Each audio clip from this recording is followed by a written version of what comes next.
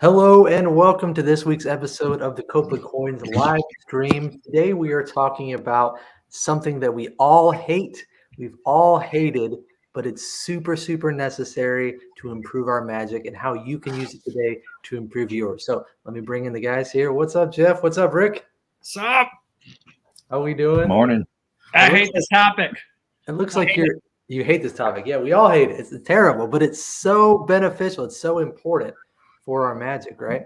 I want to comment real quick on. It looks like you're in the. Are you in the warehouse there, Jeff? What's that? This is it. Welcome to 2022, the Copeland Coins Warehouse. It is approximately 4 feet by 4 feet, as you can see. We run a small but mighty operation. Is that it? Yeah, we're just doing coins and coin boxes. I mean, how much space do we need? So I pay. It's utilities included. I got to walk down 3 miles for the toilet. Just kidding. We've got a little bit of space here now, but this is it. This is the new office, and it's working out well with our new shipping manager and new intern and other stuff to update everybody about. But yeah, I love it. It's a very spacious space for what we need. It's pretty cool. Yeah, that's awesome. I think it'd be cool. We should have them on the live stream, kind of introduce them to everybody at some point. That'd be great. But let's jump right into the topic today because it's really exciting. I think we got some different people here watching. So say hi from where. Tell us where you're from in the comments. Everybody that's here, and we'll get straight into it. Today we're talking about feedback. Feedback on your magic. What you say? Feedback. Yes, it's we all hate it. We all rue the day when somebody wants to give us feedback, but one of the fastest ways we can grow, right? And so we wanted to jump in here and just talk with you guys. I got some notes here, so make sure we stay on track with all the good information we have for you. Want to talk about how we can use those opinions and feedbacks of different audience members, different colleagues to make our magic better. And so number one, I actually got some slides here. So let me I'll try to come prepared today. It's pretty exciting. Not that I don't normally come prepared. You're always prepared, but like this is visually prepared. I'm doing myself a disservice here. Here we go. Oh, there we go. Whoa. Get yourself a trusted guinea pig. A trusted guinea pig. Trusted guinea pig. Now, what does that mean? Basically, getting yourself a person, a trusted friend, mentor, spouse, sibling, someone who you can constantly show new things to, right? For me, it would be probably my sister. Like I could just show her new things. She's aware that I do magic. She's a little familiar with methods, so it actually helps because she can tell me if something is fooling her or not. And that's kind of who for you guys, who's somebody that you can just show magic to over and over and they're happy to give you feedback? Two of them are in this room right now or in this chat. I'd say for me, Ricky's one of them for sure. Like if I got something new going on, I know we drop ideas to each other from time to time throughout the year. Sometimes, unfortunately, I'm so busy working with other projects, other people's ideas. I'm not dropping or developing as much right now. But yeah, I personally, I will show my wife stuff, but she's not the right person to really get honest feedback because honestly, the first time I performed for her last time, I just mess up because it's just such a more intimate dynamic. It's easier for me to have that trusted stranger be somebody outside of the house. So that guinea pig, I guess guinea pig goes back to like test subjects, right, in a lab or something like. So probably better to have a guinea pig than a canary in the coal mine. So, but you can find you a canary. Wow. And it'll tell you if your magic's toxic. That's for sure. Canary in the coal mine. I like it. That's interesting. What about you, Rick? Who's your I guess guinea pig, not canary in the coal mine? Well, I agree with Jeff on the wife thing because I can almost tell like immediately she's not annoyed. But it's been, we've been married 12 years and then we dated before that. So she's seen a lot of magic and a lot of like, I got this idea and I can feel the eyes roll before I even show her. So I do show her stuff. And like you said, Caleb, with your sister, she knows a fair amount of technique and methods. So more often than not, I'm showing her an idea for, let's say a force, a color change, or, more so than a routine, because she is familiar with those methods.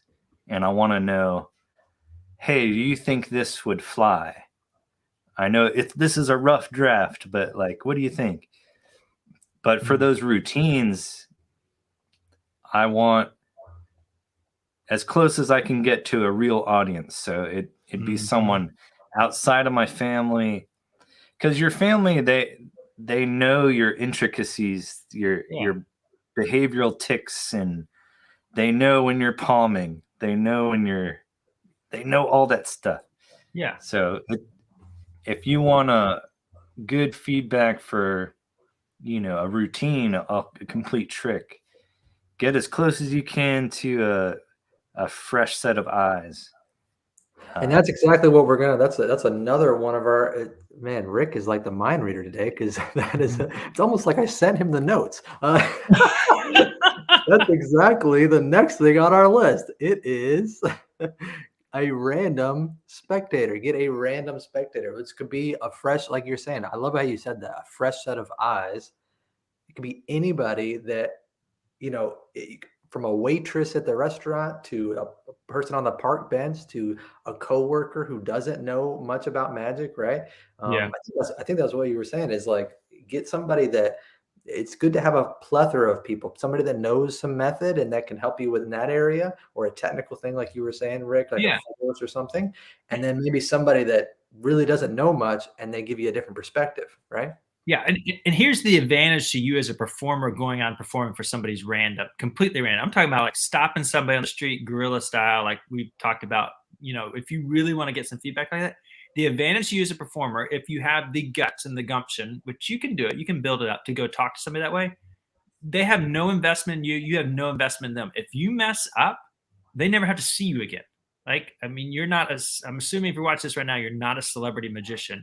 So they will probably forget the encounter, or they may go about just, if it's just one-on-one for a small group, say, if somebody wants to film it, say, hold that thought right now and hand them a prop so they don't film you. So they've got something busy with their hands, keep them busy or something. But, otherwise there's no investment. So if you mess up, it doesn't have lasting impact. Like versus your wife, somebody who you love, you want to impress them for a long time. And so that's just come back. That's why just wives are our critical audience. And I want to come full circle. My wife is very supportive when she goes to live shows, but I don't make her go to my shows, or I never did. She'd be super supportive, and she'd love the live stuff because all the banter and stuff with the audience. Every show is different. But yeah, I will say, if you want to, and just to harp on that 1 second, if you want to fool your family or wives, work on that whole trick, holding out, palming, doing the moves in front of them for a year. Like, just keep it secret. Don't tell them what you're working on, and make it natural to you, the position, the palmings, and the stuff like that. Work on that for a year in front of them without showing them, and then one day pull it out. And Oh, wow. Okay. You work on that. So they're seeing it happen, but not realizing it? they're not knowing, like, it could be just in the middle of your practice, or if you're talking about like palming, making those manners, so they become part of what you're doing because those little details are so intricate, like that palm or that new position.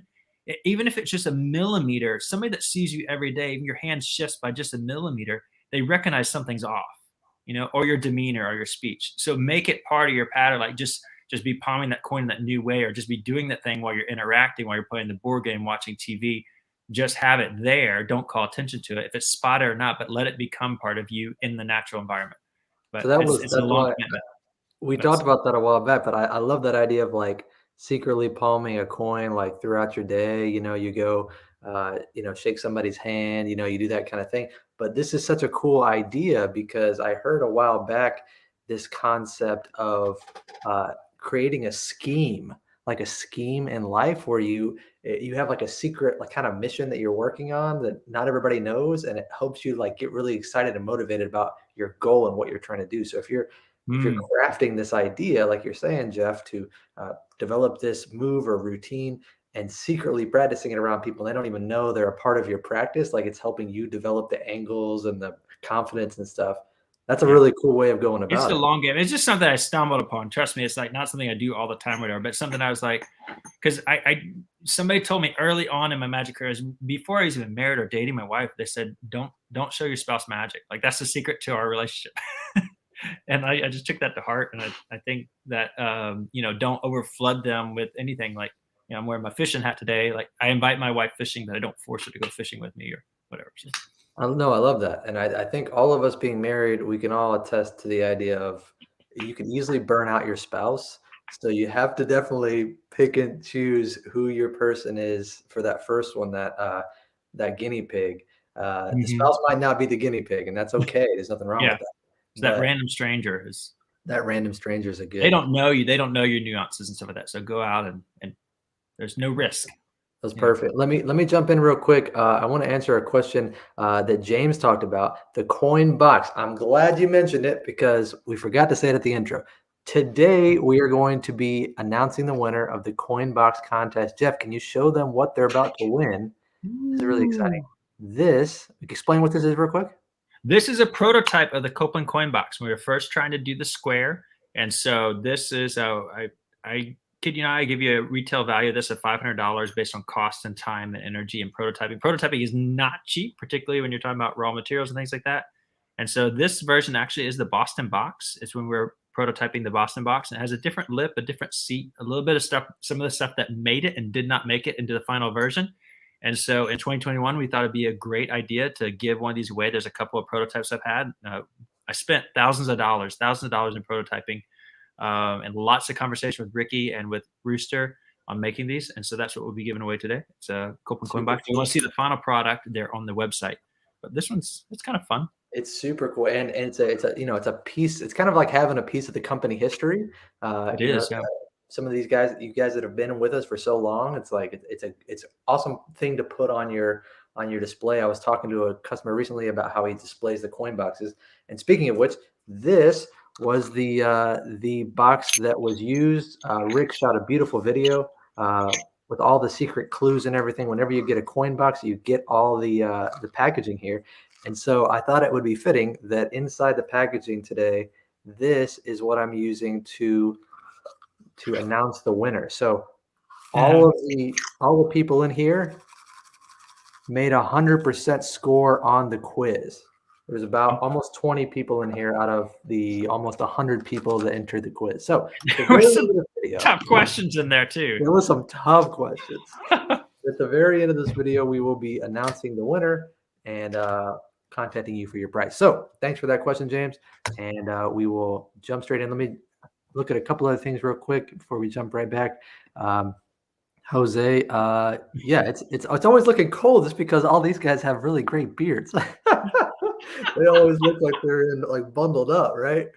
You guys look like you're gonna go skiing or something. Like it was 30 something, 40 something. It was cold this morning, but it's probably 70s outside now. I could take this off. It's still the snow. Is it still like snowy where you are, Rick? It's snowy here. No, we got almost all ice. Oh, that's the worst. Ice, yeah, I got you. Well, my power went out because an iced over tree fell on the power lines down the road. So that was not fun. No, geez Louise, that's crazy. Well, good thing you're okay. But yeah, it's probably not as snowy as Detroit. So Arthur's from Detroit. Thanks for joining us here, Arthur. And Jose, you're in Las Vegas. Here's another idea from Arthur I wanted to set real quick. Find a colleague who'd like this session but has a different style. That's another good idea of kind of like similar to the guinea pig idea, because they know some about magic. Yeah. Let's talk about it. That was one of your another slide, right? Another topic. The guinea pig, that was like the first thing we talked about. Okay. Having that guinea pig, but being involved in magic clubs and things is a great idea. Absolutely. Yeah, we talk about that all the time. So we do. Yeah. Check any of our other live streams to talk about getting involved in those things, going to conventions, all that kind of stuff is fantastic. So let's move on to number 3, if we want to here. It is surveys and giveaways. Another way to get feedback on your magic. surveys and giveaways. Jeff, can you explain a little bit? This was your idea. What do you mean by this? Gosh, I can't remember who told me about this originally. For some reason, it's in my mind that it was Murray Salchuk, but I don't know. Murray, somebody's from Jose says from Vegas. Murray has a show. It could have been him, but the idea was just at the end of your show, or when people come in for the seats, you've got a local show or something going on, put a survey in the chair, and then say at the end, if you fill out the survey, let me know what you didn't like about the show. At the end, I'll give you a free trick.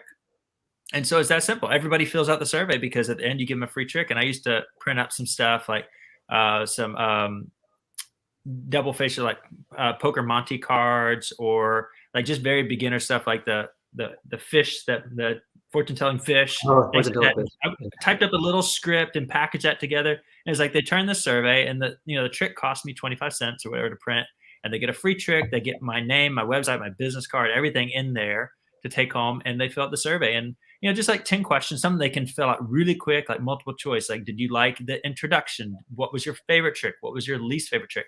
Didn't try to break everything down into nothing, but I made it really easy for people to survey the show. And with that feedback, then I could go create a spreadsheet or say, a lot of people didn't like this trick, or people like that. And usually my audience is very generous. And so I found that nobody really wanted to really critique. So I had to tweak the survey a couple of times to say, really, like, if there's something I could improve on, or something you've seen somebody else do better, like really try to get people to be critical and not focus that on the survey. But you get some honest feedback, and it's the same thing. You're not the mentalist. You don't know what these people are really thinking. They're applauding, and they're having a good time. But if you can get down to the nitty gritty of your actual audience, and not talking about a spectator or a mentor, your actual audience, the people that are not magicians, that survey can be very valuable. Of course. Yeah, no, that's a great idea. Surveying and doing giveaways, things that are incentivizing. Rick, our guy that we enjoy reading the Jerks blog from, Andy, he has some very interesting ideas about trying to pay spectators to give him honest feedback on their guesses for a method. So he'll get like a little test group together and be like, okay, how am I gonna make sure this is like a good method? I'll pay you guys like maybe a $15 Starbucks gift card to give me your best guess of how this trick works.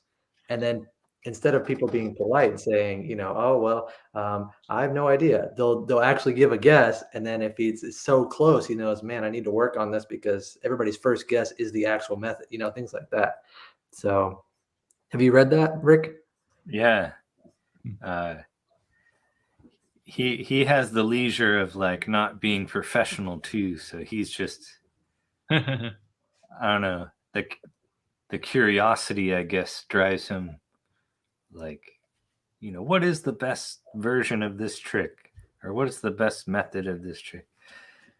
But that's like some extensive research that it's super interesting for sure. And this is Fred here. He says, I've used surveys for years, extremely helpful. So that's good feedback. Let us know actually in the comments I'm interested, what kind of surveys. Is it similar to what Jeff said, or kind of how did you do?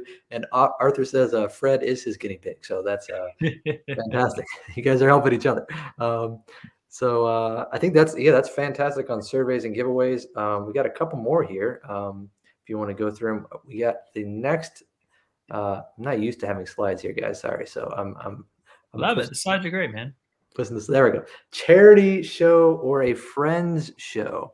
So a show that's like a free show that you're doing for charity, or a show set up for friends. Now, I specifically didn't put family in here because, I feel like when we talk about family, you get back to what we talked about at the beginning with like someone who knows method. But if you have a friends show, it's pretty nice to say, hey, we want to do like a little mixer at your house, and you can invite people that I don't even know. And then that way you're getting a mix of random spectators and your friends who are hyping you up. And it's kind of a nice thing. Have you guys ever done that, either of you? Yeah, I have. And again, I used to, like, my wife would probably be present, full disclosure, but used to do shows in my living room all the time before we had kids. And that would be we would have people over probably once a quarter. We had some friend groups and we'd rotate around. So if people came over to my house, I just thought it was it was kind of my responsibility and my joy. Like, everybody knew as a magician to make sure people saw magic if they came to my house. So I'd always have, a trick prepared at the end of dinner or maybe a little show in the living room, and just kind of a fun thing to do. It's just kind of a social thing. I mean, I hope that still goes on places. We don't entertain as much right now because our kids are young, but I hope that still goes on, like for guys that are magicians, to have people over their house and put on a show, do a little preparation. And that's a great place to get some feedback.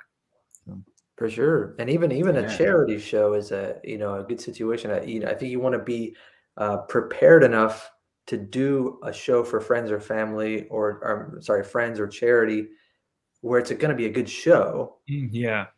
However, it gives you a good amount of leeway to like test certain parts of new material and new things and new routines. If you practice the routine, but you really want to see how people react to it now, this is a good opportunity.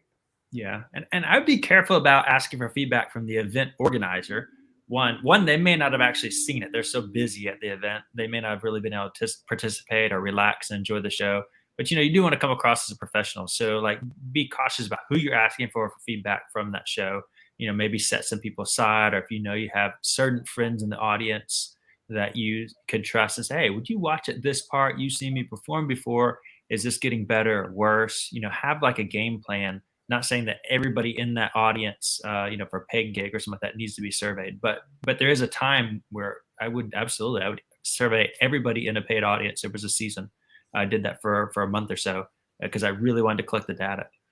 Yeah, no, it's fantastic. That's fantastic. So we have one more way to get feedback, and then we have a couple quick ideas on how to use that feedback to your best advantage. So we've talked about a bunch of different ways to gather feedback, and the last one here is to get a residency gig. And that's specifically for anyone who doesn't know, a residency gig, I think that term might come from the UK, where they're talking about any gig where you're regularly performing. So that could be a restaurant gig, it could be a hotel, it could be a local attraction like a fair or something that you're going to be performing every day for a few weeks or maybe once a week. I mean, if we can think of any other ideas, that'd be great. But it's if anybody has ever seen a magician perform at like Disney World or anything like that, these are these residency gigs where you're like, it's your residency and you get a fresh set of eyes, like Rick said at the beginning, every time you perform. Yeah, no, I mean, and these, I mean, it takes numbers to find these gigs, just going out and asking and cold calling and knocking on people's doors. But if you have the stability of knowing a place you're going to be week after week, hopefully week after week, maybe multiple times a week, night after night, that gives you the opportunity to really test stuff and really get comfortable with your material and open your ears to listen to the audience and what they're telling you. So 100%. Some of the best lines we maybe mentioned here before, some of the best lines, some of the greatest things you can create are just by listening to your audience in the moment. And so if you got a gig that will let you get comfortable enough to relax and participate with your audience, like something that's recurring, that it'll advance your show pretty fast if your ears are open. Sure. And I want to throw in real quick one last bonus tip before we get to the how to use the feedback. One last bonus tip to gather feedback is something I mentioned in a past live stream, but it's so valuable, I want to mention it again. While you're in the middle of a set and you've already performed, this could be for any group, for friends, for family. You could do this for the random spectator. You could do this at the charity show when it's like kind of a low-key situation. Saying this a line of, hey, I got something that I'm working on. Do you mind if I show you something that's not 100% polished? Can I get your feedback? And then people are so excited to want to help the magician, like want to give you feedback on what you're working on. It's phenomenal. I've seen great results with that. Yeah, love it. Love that line. Love what Ryan Loyal shared with us. We talked about. He said, "Hey, he said I'm apprentice. Oh yeah, what was it? He said something to the point. Is on the live stream now. He said like, "Hey, I'm a magician in training," or you just say like, I'm wanting to be a magician. Can you check this out?" Like he just kind of would approach people like he's an apprentice of magic, and then that took the edge off that he had to be perfectly polished or had to be perfectly professional, and it helped him. It helped the audience. It just like it took the edge off. It was kind of cool. Oh, it's fantastic. Yeah, that's great. So those are our tips for how to gather feedback. We all hate it, but we need it desperately. Yep. That's how we're going to grow. And so at the end of this, we're going to do our little giveaway for the coin box. But right before we get there, now we want to briefly talk about why or how you can use this feedback to your actual advantage, so it's not wasted. Because when you ask for the feedback and you use any of these strategies, you're going to get some answers. How do you take advantage of them? And one of the best ways, and I'm sure we haven't talked about it, but I'm sure either of you guys have done this before, is to record it, right?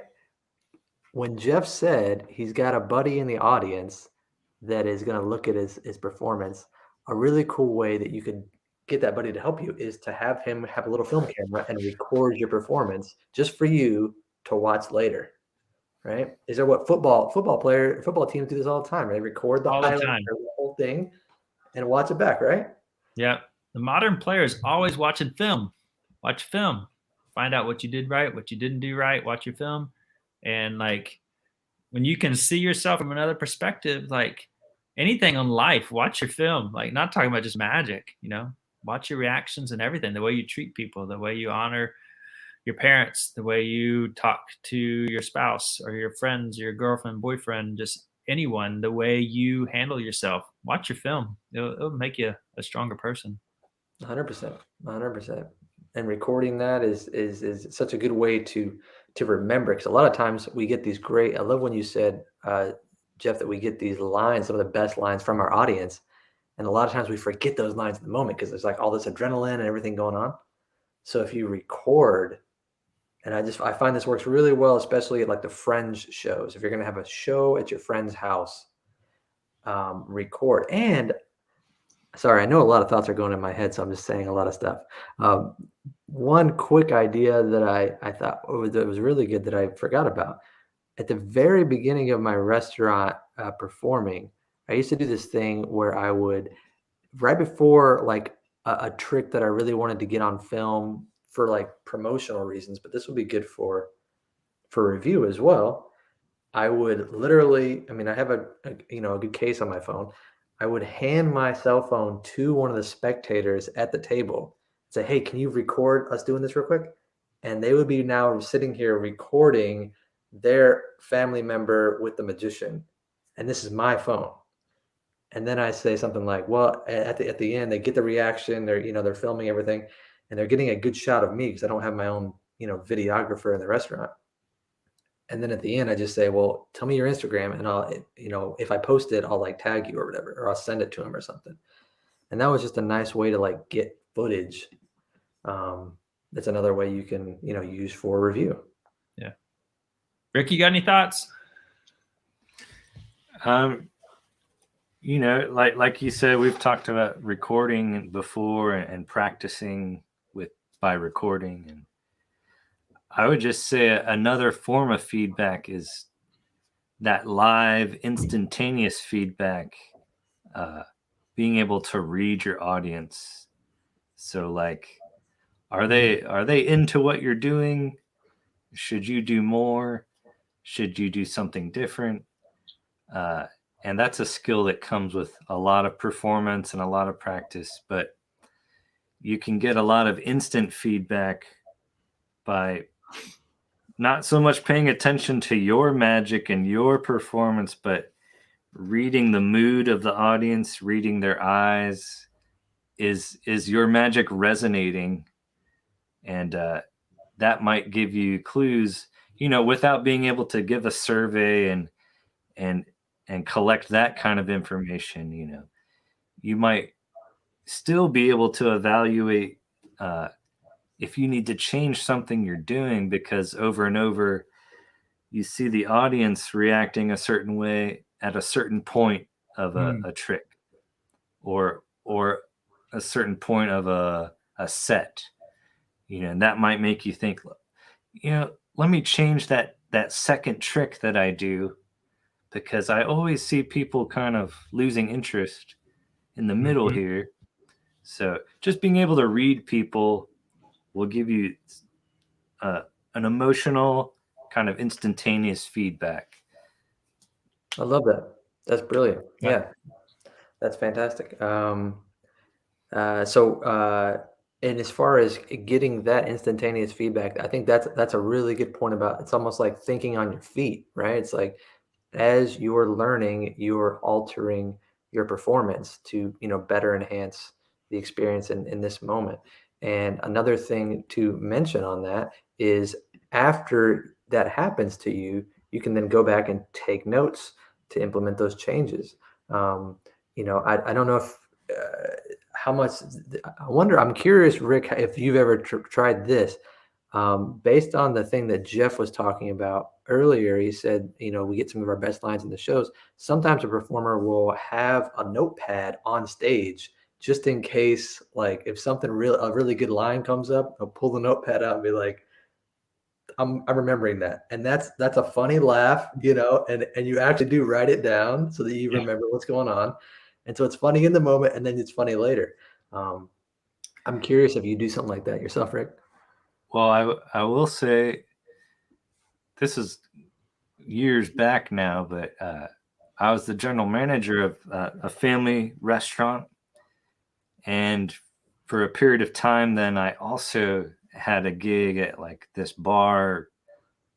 restaurant bar place. But at my full-time job, as the general manager, I'd be in the dining room, I'd be in the kitchen, I'd be roaming around, and I would definitely take that opportunity in the dining room to, show a little kid something I've been working on, even adults too, if it was appropriate and everything, and it would never detract from my work, but that was always a chance for me to try like the new stuff or stuff I was working on. And then I would take that feedback, and when I went to work as a magician at the restaurant and bar place, I would have that trick a little more polished up and further refine it, like in the live performance there.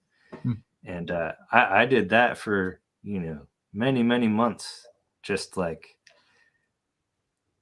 I won't say neglecting my work responsibilities, but like having fun at work.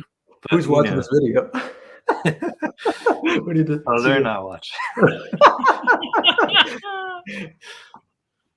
That's awesome. I But love that. you might be in that situation too, or maybe you're able to do that at an office job. Kind of people know you do magic, and you kind of show them stuff here and there, and Yeah. maybe you have like a little gig you do on Fridays or Saturdays, and then you can take that feedback from the times you're messing around showing people here, and then refine that trick over here, and then all the while taking notes like you said, and hopefully catching some good lines from people. I love it. So it's like you created your own miniature test audience, Yeah.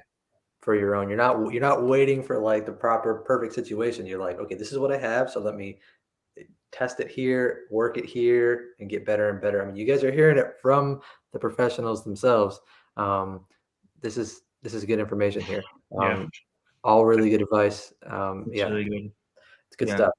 So I think that about wraps it up for the feedback portion of this live stream. Right before we sign off here, we want to go ahead and do our special giveaway here. All right. So just to reiterate, there was almost 100 responses on our Copeland Coins test with this beautiful video that Rick made of the box with all the secret details and everything here. And you are going to win this Copeland Coin prototype box. All right, piece of history, piece of the company history, and you're going to win it. So I have placed the top, I believe it's about 18 people who all scored 100% on the quiz. So we need to we need to be able to give them all a fair shot here. Let me just show you. There's a couple people involved. This is not the winner, but I just want to show you. We got a few names here. James is one of them, and we have all your emails, so don't worry. We will be emailing the appropriate person. Here's another person here. Just to show you, there's quite a variety. Charlotte is in here. So thank you all for being a part of this contest. You want to do a drum roll? Good. Want to do a drum roll here? Do a box roll. A box roll. This is the winner. Here's the winner right here. All right. Who it is? Let me see if I can zoom in real quick so we can see. I saw that billet switch. We can see it. Yeah, right. There's none of that in here. It's good and clean. Who is it? What does it say? It's Julian. Julian,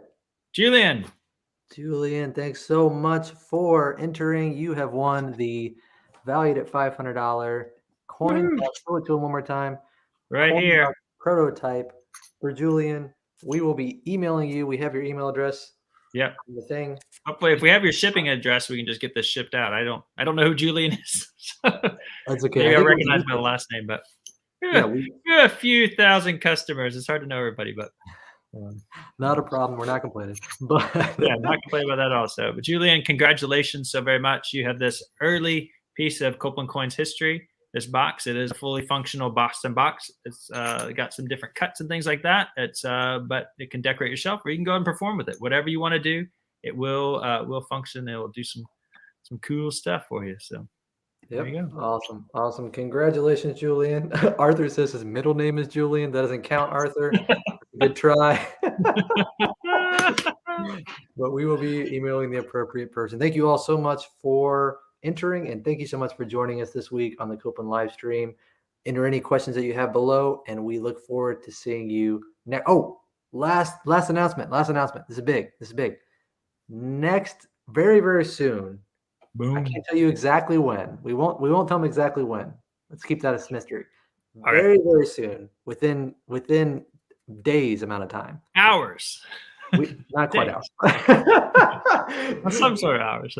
Wait 5 minutes. No, we're going to be releasing something that you want to check out. It's going to be, this has been a huge work in the process. You guys saw how much work Rick was doing on the last project. You can't imagine how beautiful this new project turned out. It's fantastic. I think our artist says 7 years in the making. We've been working on it for a couple years. First release of 2022. And we want to start off hot. It's going to be great. So stay tuned. Get on our email address or our email list, because we're going to be emailing you all the updates about that. If you want to get on that, because why wouldn't you? You get a free routine with it, a couple free gifts. Go right here, copelandcoins.com, giveaway.copelandcoins.com/free gift, and you will get all the updates. We're going to be releasing that very shortly. So check it out. And with that, we will sign off. Thank you so much for being here, and we will see you next week. Go make beautiful magic.